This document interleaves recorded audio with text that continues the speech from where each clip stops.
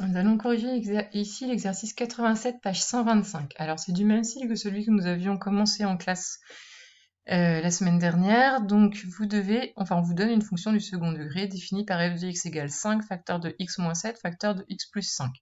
Donc déjà, je vous encourage à visualiser le petit a qui vaut 5, le x1 qui vaut 7, et le x2 qui vaut moins 5.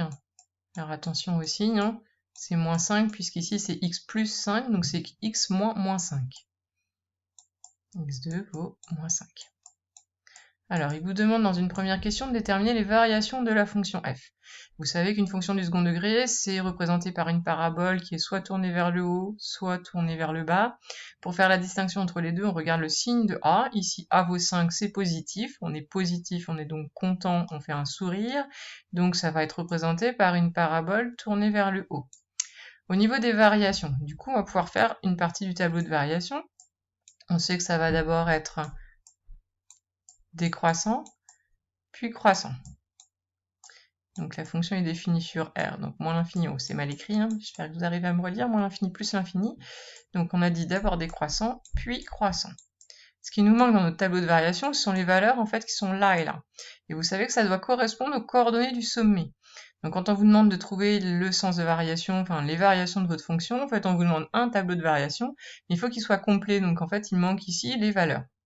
C'est surtout là, il va nous falloir donc trouver les coordonnées de notre sommet. Le sommet, hein, c'est du coup le point qui est ici. On a une formule dans le cours, on sait que pour trouver les coordonnées d'un sommet, du sommet d'une parabole, on doit appliquer la formule x1 plus x2 divisé par 2. Donc ici on l'applique, x1 plus x2 divisé par 2, ça nous fait 7 plus moins 5, donc 7 moins 5 divisé par 2, et ça fait 1. Donc ça nous donne l'abscisse, la première coordonnée de notre sommet. Et pour nous trouver la deuxième coordonnée de notre sommet, eh bien nous calculons l'image de 1, donc on fait f de 1, et on remplace notre x par 1 dans l'expression de notre fonction. Donc notre fonction f de x est donnée par ça, cette expression, donc l'image de 1, c'est 5, facteur de 1 moins 7, 1 plus 5, ce qui est écrit ici. On fait le calcul, ça fait 5 fois 1 moins 7, c'est moins 6, 1 plus 5, 6, et donc ça nous fait moins 180. Ça veut donc dire que notre sommet a pour coordonnées 1, moins 180. C'est les coordonnées de notre sommet. Et donc dans notre tableau de variation, eh bien, le 1, on le met sur l'axe sur la ligne des x, puisque le 1 c'est la première coordonnée, donc c'est un x, et la deuxième coordonnée, notre moins 180, on la met au niveau des f de x. Et du coup, nous retrouvons les coordonnées du sommet ici dans notre tableau de variation. Ensuite, donc on vous demande l'extrémum de la fonction. Alors un extrémum, c'est une valeur extrême, donc c'est soit un maximum, soit un minimum. Il se trouve qu'ici, c'est un minimum. Donc le minimum de notre fonction, la valeur la plus basse qui est prise, eh bien c'est moins 180. Donc ici, le minimum de la fonction, c'est moins 180. Voilà pour la première question. La deuxième, on vous demande l'allure de la courbe. L'allure de la courbe, c'est une parabole, et en fait, ce qui nous manque, eh bien, c'est savoir comment sont les coordonnées, enfin, comment sont les axes par rapport à notre parabole. Sauf que nous avons x1 égale 7 et x2 égale moins 5, donc vous savez que la parabole, elle va couper l'axe des abscisses en moins 5 et en 7. Ça nous permet d'avoir une allure de notre courbe. Ensuite, au niveau du sommet, attention, le sommet n'est pas sur l'axe des ordonnées. Le sommet, il est un petit peu à côté là, puisqu'on sait que ses coordonnées sont 1, moins 180. Donc ça nous permet de trouver notre sommet. On vous demande juste l'allure de la courbe. Donc au niveau du respect des graduations, hein, vous faites quelque chose d'assez sommaire. Ce qui est là suffit. Donc voilà, l'allure de notre courbe, c'est bien une parabole tournée vers le haut. Elle coupe l'axe des abscisses en moins 5 et en 7, hein, c'est avec les racines. Et donc on place bien notre sommet en 1 et moins 180.